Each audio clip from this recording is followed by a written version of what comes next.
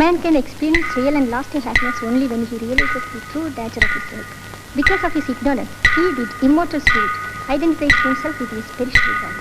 This gives rise to the feeling of I and my life, which is the significance of all the suffering. It is a different fact that the individual enjoys millions, though he is not aware of it while being in the state. The body ceases to function beyond the limits of non-creation needed to keep it. The mind and the intellect also constitute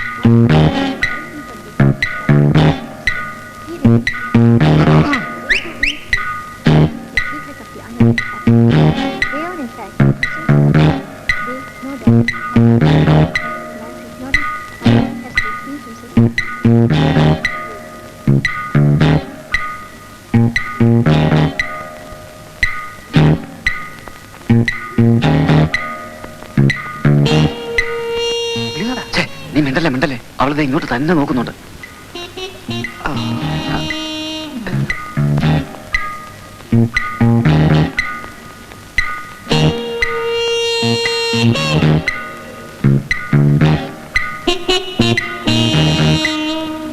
എടാ അവൾ നോക്കുന്നുണ്ടാ, കൊടുക്കട ഒരു flying kiss.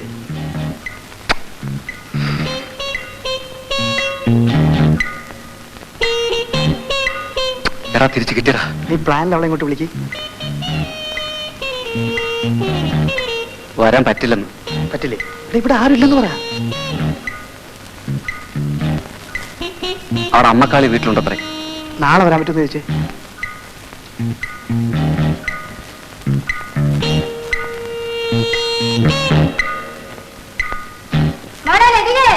അയ്യോ അമ്മ. ഓ, നശിച്ച തള്ളക്ക് വിളിക്കാൻ കേട്ട നേരം. അല്ലളിയാ, നാളെ അവളിങ്ങോട്ട് വന്ന നിന്റെ കാര്യം എന്ത് ചെയ്യും? അതിനല്ലടാ പണി. നീ അവിടെ ഇരി. നീ പ്ലാനിൽ പാർട്ടിയെ വിളിച്ചകത്ത് കയറ്റുക. ക്ലൈമാക്സ് ആകുമ്പോൾ സാർ വരുന്നു. അബദ്ധം പറ്റി വന്നതുപോലെ സാർ തിരിച്ചും പോകുന്നു. ഇത് വെച്ച് വേണം നീ കളിക്കാൻ. എവിടെ? Very good idea. കൊറേ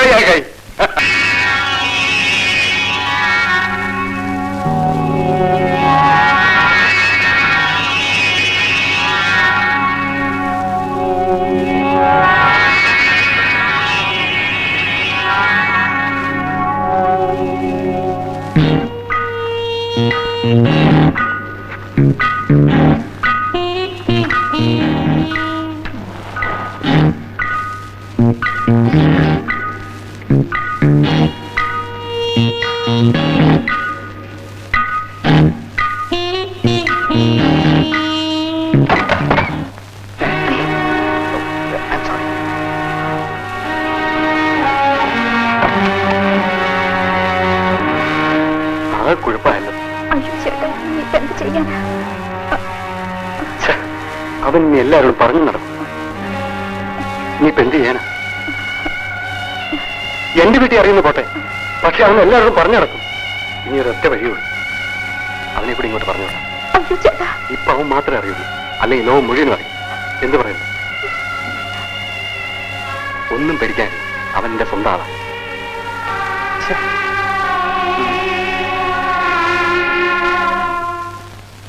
നീ എന്താണ് ഈ കോലത്തില്? ഉണ്ടല്ലയാ, അടുത്ത വീട്ടിലെ പെണ്ണകത്തുണ്ട്. എന്തിനാടാ ഈ പാവൊക്കെ ഒരു തല വെക്കുന്നത്? കുഞ്ഞു പോടെ, ഒരു മഹാത്മാഗാന്ധി. ഞാൻ പോയേക്കാം. അളിയ എല്ലാം ശരിയായിട്ടുണ്ട്. കൊടലയാക്കായി. ഇവനെന്താടാ ഉപ്പ് സദ്യയായിട്ട് തോറ്റമായി നിൽക്കുന്നത്? എന്തിനാടാ പാവപ്പെട്ട പെൺപിള്ളാരെയൊക്കെ? അയൽപക്കമാണ്. ചുമ്മാ പോടാ. പെണ്ണെന്ന് പറഞ്ഞ പൂജിക്കാനാണ് എന്റെ വിചാരം. അതിനാണ് അവിടെ ദൈവങ്ങളുള്ളത്. അറിയാത്ത പിള്ളക്ക് ചൊറിയുമ്പോ അറിയും. അന്നാ സാർ ഒരു കാര്യം ചെയ്യും, ആ മോളത്തെ മുറി പോയിരുന്നു ചൊറിയ. കുറെ കഴിയുമ്പോ അറിയാം ആരാ കുത്തിരുന്ന് ചൊറിയാൻ പോണെന്ന്. ചൊറിയുമ്പോ വിളിക്കാം. നീ എന്താ നോക്കിക്കണേ? വേഗം പോണ സമയങ്ങളാണ്.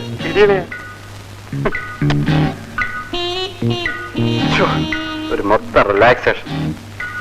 Happy day.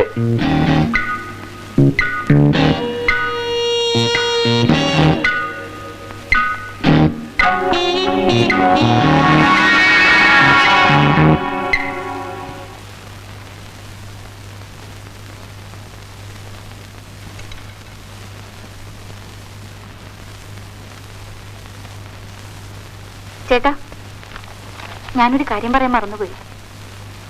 നാളെ മദർ ആഗ്നസിന്റെ ഫീസ്റ്റാണ്. എറണാകുളത്തുനിന്ന് മദറിന്റെ കത്തുണ്ടായിരുന്നു. നമ്മളെ പ്രത്യേകം ക്ഷണിച്ചിട്ടുണ്ട്. കാര്യം പറയുമ്പോഴൊരു വായന. ഞാൻ പറഞ്ഞത് എന്താണെന്ന് വല്ലതും കേട്ടോ? നാളെ മദറിന്റെ ഫീസ്റ്റാണ്. എറണാകുളത്ത് പോകണം, പിന്നെ ഈ ബുക്ക് വായിക്കണം. തമാശ കള ചേട്ടാ. നീ വേണമെങ്കിൽ പൊയ്ക്കോ, എനിക്ക് വരാൻ പറ്റില്ല, ഒരുപാട് ജോലിയുണ്ട്. പോകുന്നെങ്കിൽ നമ്മൾ രണ്ടാളും കൂടിയേ പോകൂ. രവിയേട്ടനില്ലാതെ ഞാനിതുവരെ തനിച്ചങ്ങും പോയിട്ടില്ല. നമ്മൾ എല്ലാ കൊല്ലവും പോകുന്നതല്ലേ. നമ്മൾ ചെന്നില്ലെങ്കിൽ മദർ എന്ത് വിചാരിക്കും? ഞാൻ 12 വർഷം ജീവിച്ചത് അവിടെയാണ്. എന്റെ അമ്മയായിരുന്നു അവർ. എല്ലാം രവിയേട്ടൻ അറിയാവുന്നതല്ലേ. ഞാൻ അന്ന് അനാഥാലയത്തിൽ വന്നില്ലായിരുന്നെങ്കിൽ നമ്മൾ തമ്മിൽ കാണാനോ ഇങ്ങനെ ജീവിക്കാനോ ഒക്കുമായിരുന്നു. എങ്കിലും ഞാൻ ഏതെങ്കിലും ഉദ്യോഗസ്ഥ ഒരു നല്ല പെൺകുട്ടിയെ വിവാഹം ചെയ്ത് സുഖമായിട്ട് ലാവിശായിട്ട് ജീവിച്ചേനെ. അച്ഛനെയും അമ്മയും ധിക്കരിച്ച് വീട് വിട്ടിറങ്ങി പോരേണ്ടി വരില്ലായിരുന്നു എന്നുകൂടി പറയും. അതായിട്ട് എന്തിനാ പറയാണ്ടിരിക്കുന്നത്? രണ്ടിന് നന്നായിട്ട് സംസാരിക്കാൻ അറിയാം. മലയാളം എമ്മയല്ലേ. നാളെ അവിടെ പോയാ പോരെ. കത്ത് ബാഗിൽ നിന്ന് വന്നപ്പോഴേ ഞാൻ വായിച്ചു. പോണോന്ന് തീരുമാനിക്കുകയും ചെയ്തു. പോരെ. മിനിക്കുട്ടി എവിടെ? മിനിക്കുട്ടി, മിനിക്കുട്ടി. നീ അവിടെ ഇരിക്കുക.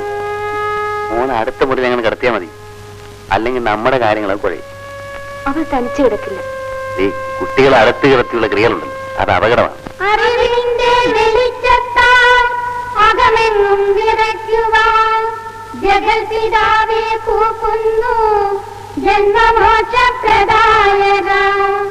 സത്യാസത്യങ്ങളും പിന്നെ ധർമാധർമ്മങ്ങളെന്നിവ സകലതും വേർതിരിച്ചറിയാനും ലോകശാന്തി പുലർത്താനും നൽക ഞങ്ങൾക്കനുഗ്രഹം, നൽക ഞങ്ങൾക്കനുഗ്രഹം.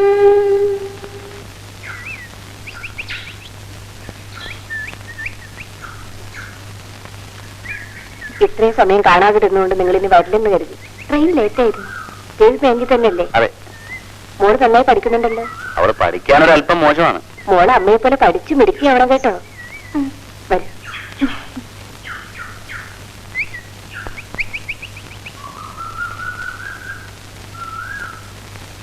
എല്ലാവരും അവരവരുടെ മുറികളിലേക്ക് പോയിക്കോളൂ.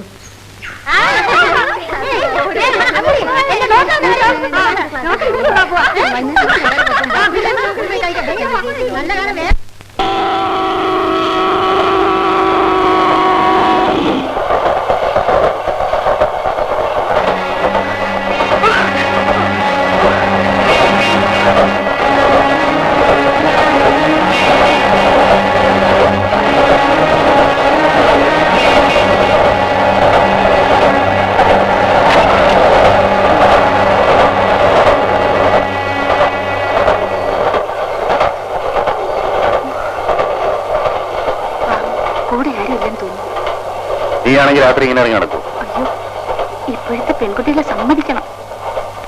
ആരും ആശ്രയത്തിനല്ലേ, പിന്നെ എന്ത് ചെയ്യും? നീ ആ കുട്ടിയോട് ഇങ്ങോട്ടിരിക്കാൻ പറ. ഇവിടെ ഇരിക്കാം. വരൂ. നീർപ്പ് നീങ്ങരുത്.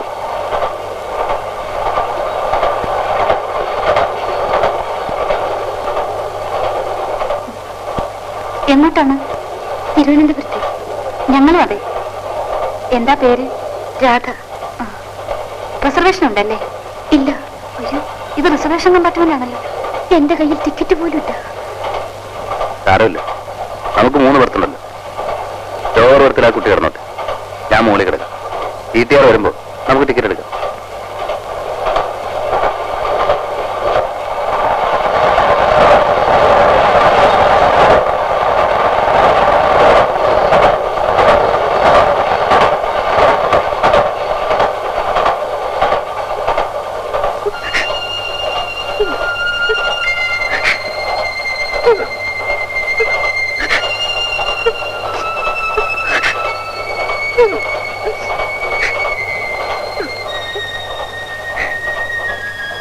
രാധ, എന്തിനാ രാധ കരയുന്നേ? എന്ത് പറ്റി രാധ? ചേച്ചി, പറയാവുന്നതാണെങ്കിൽ എന്നോട് പറയൂ. ഈ ലോകത്തിൽ ഒരു സ്ത്രീക്കും ഇത്തരമൊരു അനുഭവം ഉണ്ടാകരുത് ചേച്ചി. മകളുടെ പച്ച മാംസം കൊതിച്ച് ഒരു വേട്ടക്കാരനെ പോലെ നടക്കുന്ന ഒരച്ഛനെ കുറിച്ച് ചേച്ചി ഒന്ന് ഓർത്തു നോക്ക്. അച്ഛനെന്ന് പറഞ്ഞാൽ എന്റെ അമ്മ 2ാമത് വിവാഹം കഴിച്ച് അവരുടെ ഭർത്താവ്. എന്റെ അമ്മ മരിച്ചു കഴിഞ്ഞപ്പോൾ ഞാൻ ഒറ്റയ്ക്കായി. പിന്നെ ഒരു മകളോടുള്ള പെരുമാറ്റമല്ലായിരുന്നു അയാൾക്ക് എന്നോട്.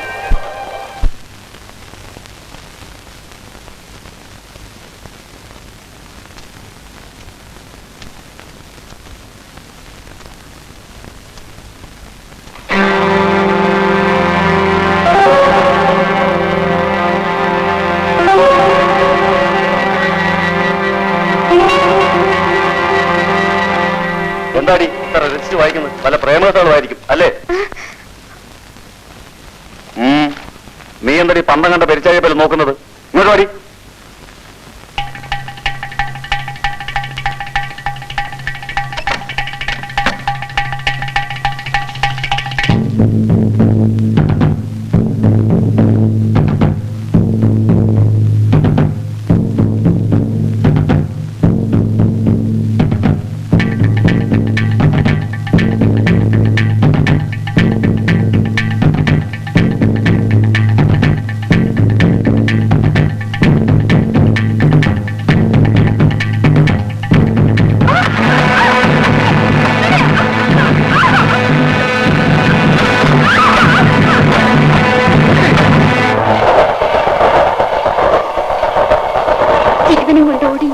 രക്ഷപ്പെട്ടു. അയാൾ എന്റെ പിന്നാലെ കുറെ ദൂരം ഓടിക്കാണും. ഭാഗ്യത്തിന് ഈ വണ്ടി കിട്ടി. തിരുവനന്തപുരത്ത് ആരുണ്ടോ? വേണുവേട്ടൻ, അമ്മാവിന്റെ മകനാ. എന്റെ വേണുവേട്ടൻ മാത്രമേ എനിക്കിനി ഒരു ആശ്രയമുള്ളൂ. വേണു തിരുവനന്തപുരത്ത് എവിടെയാ താമസം? അഡ്രസ് അറിയാമോ? വേണുവേട്ടന്റെ അഡ്രസ് എന്റെ കയ്യിലില്ല. എന്ത് ജോലിയാ? Medical representative. ഏതായാലും രാത്രി സമാധാനമായി കിടന്നുറങ്ങും. നേരം എടുക്കട്ടെ, നമുക്ക് അന്വേഷിക്കാം. ഇല്ലാത്ത